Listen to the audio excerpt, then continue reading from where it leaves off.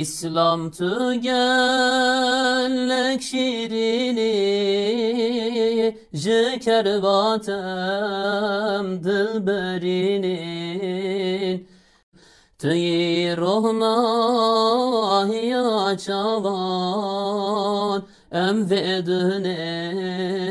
betedvinen Ger şerini ez ferhadam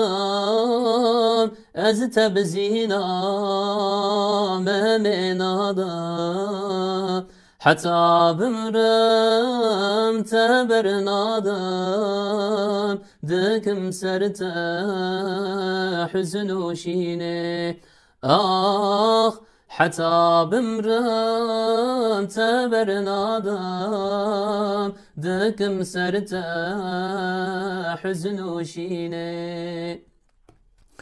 حزن وشين بشب وروجي جرقو كذا بمد سوجي دل كرا أقري دوجي من دي برا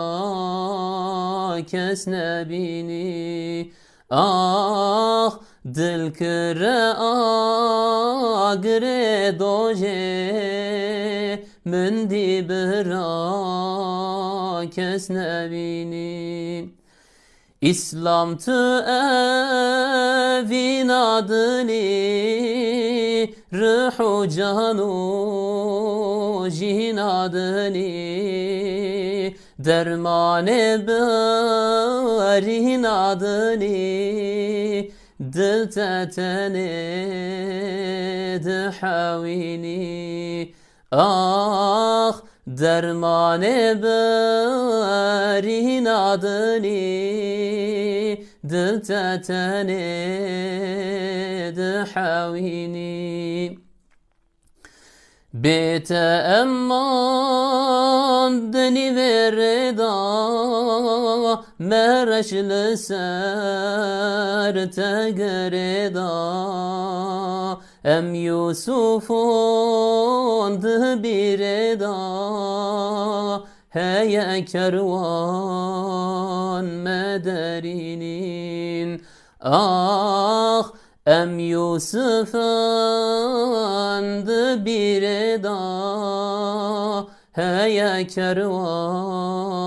mederinin İslam em kurbana taban Can fedaye jina taban Bavu pıra kestüne ban Beş cemerat bemini Ah bavu pıra kestüne ban Beş cemerat bemini